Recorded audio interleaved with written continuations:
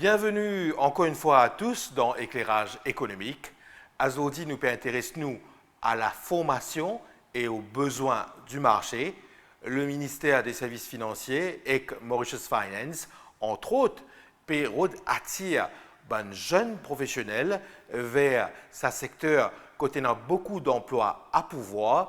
Et pour faire ça, quelque part, il y a une institution qui s'appelle le Financial Services Institute qui donne bon cours à des jeunes qui peuvent quitter l'école, qui peuvent quitter l'université, mais aussi à des professionnels qui peuvent envie de perfectionner. Voilà le programme d'éclairage économique ce soir. Monsieur le ministre Marin Tireton, aujourd'hui, là, à l'initiative de haut ministère et de FSI, Financial Services Institute, peut réunir des jeunes pour démontrer ce un petit peu bonne carrière path, bonne opportunité d'emploi qui est dans le secteur. Qui fait ça l'initiative là? Bon, c'est un petit peu dans l'optique pour vulgariser et aussi sensibiliser un petit peu le grand public, mais en particulier les jeunes qui quittent l'école et aussi les jeunes qui quittent l'université, pour comprendre mieux ce que le secteur de services financiers offre comme un projet d'emploi. Et d'ailleurs, comme on connaît, nous avons fait un survey pas trop longtemps pour comprendre un petit peu le besoin de l'industrie. Et dans ce contexte-là, le survey finit de montrer qu'il y a un besoin accru de jeunes professionnels pour capables de desservir ce secteur-là. Et dans ce contexte-là, pour nous, au niveau du ministère, nous pensons un moyen pour capable reach out à ces jeunes-là, c'est organiser ce genre de session afin que nous soyons capables d'expliquer tout ce qui comprend le secteur du service financier. Alors, bien souvent, nous avons une misconception du secteur, dans le sens où, bien, si on fait account, si on fait finance, qui est capable de rendre ce secteur-là. Alors, il y a un secteur qui est ouvert à tout le monde. Il suffit qu'il y ait un background d'études correct et avec une simple formation. D'ailleurs, le ministère du service financier, il y a ce training arm qui est le Financial Services Institute qui donne pas mal de différents cours de formation à ce qui est jeunes capables donc tout de suite gagner sa cours-là, formation-là, et à partir de là, je rentre directement sur le marché du travail et capable de prendre un job dans le secteur. Pour moi, c'est l'occasion aujourd'hui, c'est permettre cause directement avec ce jeune-là et donc expliquer tous les différents produits et services que le secteur offre. Et à partir de là, je pense que je pourrais être mieux armé pour prendre une décision par rapport à notre choix d'emploi dans l'avenir. Moi, je connais nous avons beaucoup d'emphase pour développer plus encore ce secteur-là et il représente pour moi un secteur d'avenir. Alors, c'est pour ça nous pensons, qu'il est important, en même temps que nous développons le secteur, nous avons aussi et n'a suffisamment de ressources humaines pour capable rendre dans le secteur, pour capable donc le secteur. Il y a beaucoup de jeunes qui aujourd'hui, après l'expérience de fin acquérir dans le secteur, sont très demandés dans le monde entier. Et c'est ça qui nous trouvait ces derniers temps. Il y a beaucoup de jeunes appelés à prendre un emploi à l'étranger. C'est une bonne affaire en même temps, mais en même temps, ils peuvent mettre une pression dans l'industrie locale.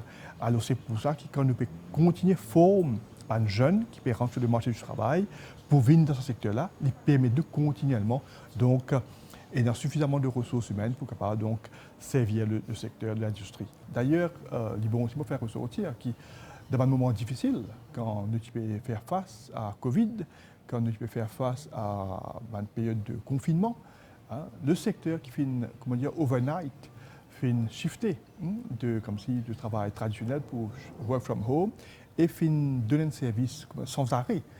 Et ça permet aussi de donner sa confiance là à un investisseur étranger qui nous fait sentir que Maurice pas fin arrêté, malgré qu'il nous vivre un contexte très contraignant. Mais le secteur continue à opérer, le régulateur continue à faire le service et ça donne sa confiance-là et sa confort-là à un investisseur étranger. Et ça, encore une fois, il démontrer la résilience du secteur. Et moi, je suis confiant qu'il y a un secteur qui, pour moi, pour continuer à apporter encore plus de contributions à l'économie mauricienne. Monsieur le ministre, merci beaucoup. Je vous en prie. Samad Jaman, CEO de Mauritius Finance, durant la présentation, nous avons eu l'occasion d'écouter propre l'expérience. Dis-nous un petit peu sa cheminement-là. Donc moi, personnellement, j'ai commencé dans le secteur des années 2000 et quand j'ai commencé à un junior accountant avec un management company qui est un leader aujourd'hui. Donc à l'époque, j'ai un salaire de base de 3500 roupies, incluant les transports, qui, même en l'année 2000, les 3500 avec les frais de transport, ce n'était pas quelque chose qui est vraiment intéressant. Mais je me rappelle très très bien que mes parents disaient moi que même si je n'ai pas gagné dans le pays, l'important c'est gagner une expérience. Les malheureux qu'aujourd'hui, nous retrouvons beaucoup de parents, qui disent aux enfants, quand ils commencent une carrière, donc payer le salaire. Le salaire est important, oui, mais sans l'expérience, il n'est pas important.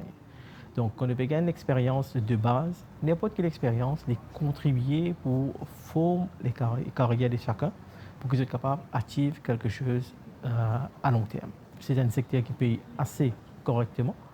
Et vous pensez, une fois que vous avez gagné des exposures, 3 ans, 5 ans après, vous pourrez trouver un salaire qui est très très correct comparativement avec les autres secteurs. Il y a aussi l'opportunité à Maurice, si nous avons persévérer, une fois que nous commençons à bouger au niveau du management et above, effectivement, là, les salaires que nous gagnons à Maurice, c'est un niveau qui, quand nous comparons avec à l'extérieur, n'est pas nécessairement mieux que Maurice. Donc, si quelqu'un veut partir pour un exposure, c'est intéressant, mais vous avez une opportunité pour retourner aussi par la suite, et parce qu'il y a une opportunité même au management level à monter. Samad Jaman, merci beaucoup. Merci. Dans chaque cas, nous trouvons où, durant sa présentation-là, où il donne beaucoup de détails et avec beaucoup de passion par rapport à une school leavers qui viennent assister. Qu'en est-il de bonnes cours qui est offert par FSI? Effectivement, à Riche, la FSI nous opère sous l'égide du ministère des Services financiers et de la bonne gouvernance. Nous aussi collaborons beaucoup avec l'association Mauritius Finance et nous à l'écoute de tous les stakeholders qui sont dans le secteur financier. Nous réalisons que les jeunes dans le secteur financier sont intéressés à ce secteur-là parce qu'il y a un secteur qui quand même donne beaucoup de promesses de niveau carrière et progrès niveau personnel. Le domaine du compliance et MLCFT compliance, avec sa cours qui nous offre la FSI là, nous donne aux jeunes une opportunité pour arriver à sa position qui consistait à senior management officials. Par exemple, nous donnons l'opportunité de faire ceux de cette carrière, disons, si je termine sa cours là avec nous et je 3 ans d'expérience qui est relevant, ce cas déjà postule comme un compliance officer et money laundering reporting officers. Alors, ce cours-là, il y a un cours qui est offert postgraduate, il y a 10 modules qui a été complété en 10 mois. Ce cours est 12 500 par module, alors un coût total de 125 000 roupies. L'avantage qu'il y a, c'est qu'il y a un jeune, il ne faut pas nécessairement venir dépenser 125 000 tout à coup. Les cas payent petit à petit, à chaque début de mois, ils payent 12 500 roupies, ils font ce module. Et à la suite de ça, ils finissent mettre dans une position quand même très avantageuse le secteur d'emploi et ils viennent quand même beaucoup in demand. Laisse-moi dire qui, comme on fait l'occasion, cause avec beaucoup de jeunes qui complètent ce cours-là, 75% viennent dire qui pendant le cours-là même, finissent déjà approcher pour une opportunité de promotion à l'interne, finissent approcher, c'est-à-dire les autres employeurs une approche pour une opportunité meilleure, ou soit ils finissent déjà collaborer entre eux-mêmes pour trouver moyens pour faire des ventures, des business ventures de domaine compliance ensemble. Alors 75% quand même retrouvent dans une position que vous trouvez un progrès de cette carrière. Alors ça c'est un coup très intéressant. Nous encourageons quand même tous les jeunes prendre un maximum de renseignements, contactez-nous à la FSI et aussi nous avons quand même une deadline pour les applications qui peut coster. Deadline là, le 3 avril. Alors, à leur website Open University of Mauritius, soumettez cette application et si vous avez quoi que ce soit comme question, pas tarder, prends contact avec nous. Norshan Kaden, lead trainer à la Financial Services Institute, merci pour tous ces éléments d'information que vous partagez avec nous là. Et justement, nous pouvons joindre un étudiant entre guillemets, mais surtout un professionnel du secteur qui finit l'occasion suivre sa cours-là, ou parmi tant d'autres, fin dispenser. Merci beaucoup Harish, merci à la MBC et très certainement, vraiment look forward pour rejoindre les autres plateaux. Merci.